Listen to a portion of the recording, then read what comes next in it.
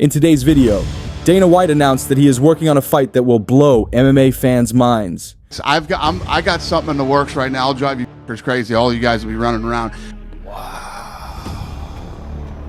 Tom Aspinall wasted no time reacting to Dana White's statement that a fight between him and Jon Jones will 100% happen. Don't call me Johnny Bones anymore. Call me Johnny Meat. Johnny Meat, baby. Joe Rogan has named the UFC fighter with the most unique style. Colby Covington is done. He was beaten in a way many fans had long hoped to see. Israel Adesanya reacts to Makhachev calling him out after his win. But we have just one small request. We're so close to reaching 80,000 followers, so please don't forget to like and subscribe to the channel. Thank you in advance. Colby Covington, who calls himself Donald Trump's favorite fighter, came up short again. Last December, he went up against Leon Edwards for the title and lost by unanimous decision. That made it Colby's third title fight in 5 years, and he's still winless in all of them. After the loss to Edwards, Covington dropped out of the top 5 welterweights, and by the time he fought Buckley, he was sitting at 6th in the rankings. Despite this, Covington confidently claimed that a victory would put him back in the title race. Sadly for him, the fight with Buckley ended just how a lot of fans wanted, with Colby getting clearly beaten.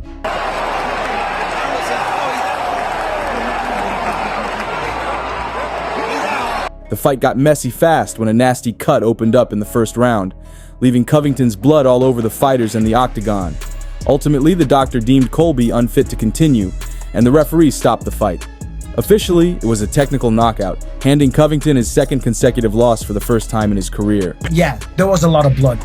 And Dan Mergliata said to him at the start of round 3, listen, you got to protect that eye because you're this close to it being stopped. It wasn't the worst cut we'd ever seen, but there was a lot of blood. While the referee appeared to make the right decision in stopping the fight on the doctor's advice, the call remains controversial. Many fans felt the fight should have continued. Hey, there. Come on, bro. Let me get it. Let me get one, bro. You gotta let me get a fight, bro. It's been a minute, man.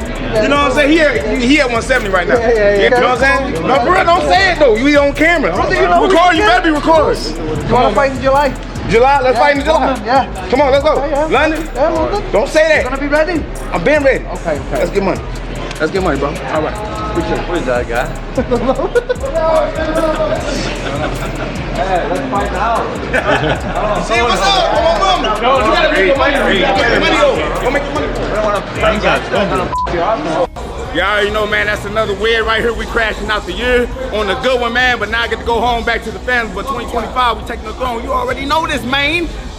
Also, Dana White announced that he is working on a fight that will blow MMA fans' minds. The UFC president dropped the exciting news during a press conference. Anticipate a lot of big fights. I got something in the works right now. I'll drive you fuckers crazy. All you guys will be running around. I got something in the works that you will never fucking see coming for 2025. That literally started to come together last night, and yeah, we got some fun stuff coming up. The cryptic statement has sparked a frenzy of speculation among MMA fans. Many immediately pointed to Jon Jones versus Tom Aspinall, especially since White recently guaranteed that a heavyweight unification bout between the two will happen next year. This suggests that the UFC is prepared to pay Jon Jones tens of millions of dollars for this fight, cementing it as one of the sport's biggest matchups ever. But other than that, Jon Jones behind the scene is not a guy that turns down fights.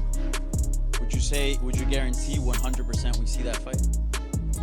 Yeah, I'll say 100%. Tom Aspinall wasted no time reacting to Dana White's statement that a fight between him and Jon Jones will 100% happen.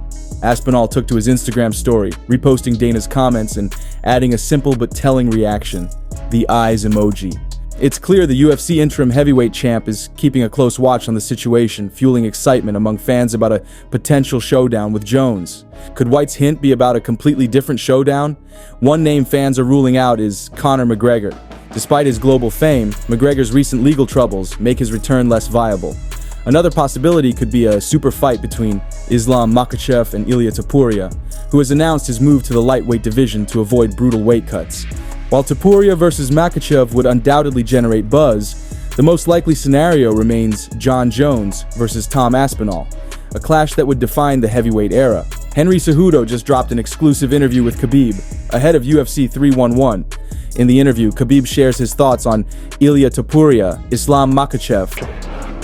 In a recent episode of his podcast, Joe Rogan sparked debate with a controversial statement. The renowned commentator claimed that Sean Strickland has the most unusual and unique style. Rogan elaborated by saying, "Martial arts is an art for those who understand it," Rogan said. "It's a beautiful art, and there are fighters in the UFC who are very artistic. You have guys with such strange and unique styles that you just don't understand how it works. Why can't other people do it?" I would say the most obvious example of that is Sean Strickland. He stands tall and beats the crap out of everyone. While other fighters are moving around, taking opponents down and working on the ground, Sean just stands tall, comes forward, displays phenomenal head movement, has incredible timing, and takes people down. It's a very strange and unusual style.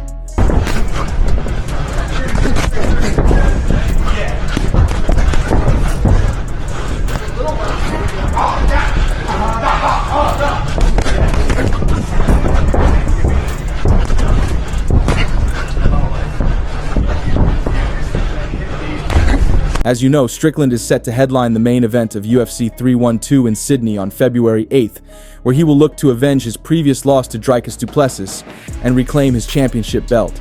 But what do you think? Who do you see emerging victorious in this highly anticipated matchup? Share your thoughts in the comments below. Blachowicz, who fought to a controversial draw with Ankalaev and later lost a close fight to Pereira, believes Pereira's skills would be a big problem for Ankalaev. He feels Ankalaev's grappling-heavy style and slower pace wouldn't be enough to handle Pereira's sharp striking and smart fight game. According to Blachowicz, Pereira's ability to adapt and his dangerous stand-up make him tough for anyone with a simpler game plan like Ankalaev's.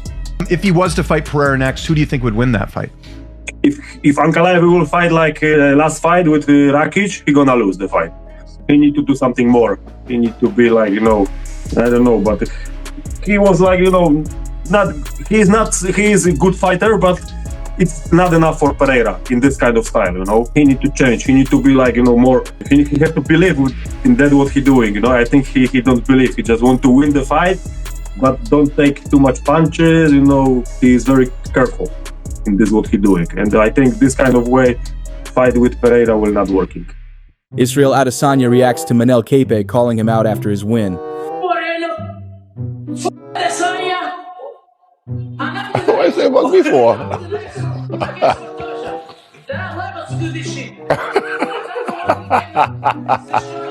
Man, I give this guy all this credit, like he's looking nice.